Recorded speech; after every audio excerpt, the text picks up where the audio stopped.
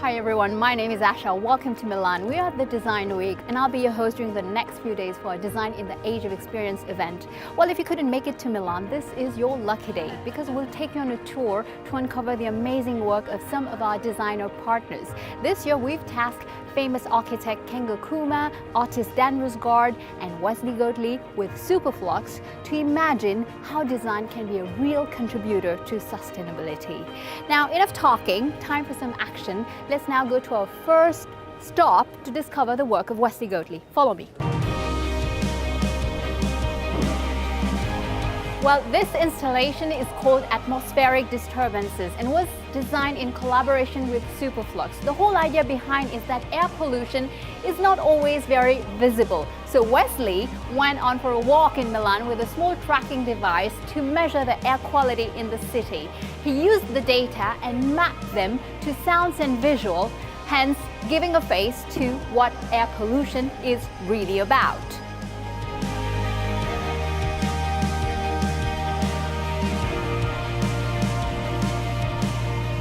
After revealing the invisible, let's now move on to something really visible.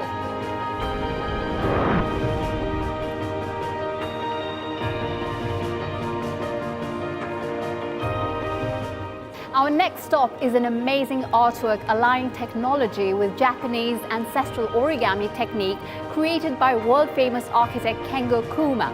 This spiraling installation is 6 meters high using 175 square meters of an innovative fabric called the breath technology.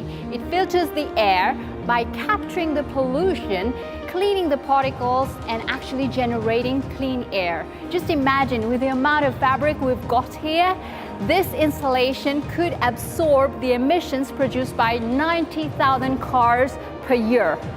Our final featured artist is no other than Dan Rusgaard. He is an amazing artist who came up with a crazy idea of a smoke-free tower. Here is the 3D printed model of the tower, which in reality is 7 meters high and cleans 30,000 cubic meters of air per hour and uses as much electricity as an electric kettle. You can find it in Krakow in Poland right now. Other countries like Mexico or India will follow.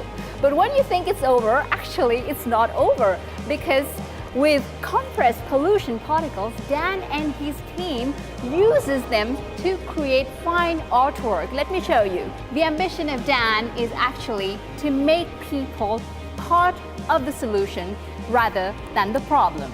That's all for today. We're coming back tomorrow with more exclusive content, so stay tuned and join the conversation on the hashtag Design for Life. See you tomorrow.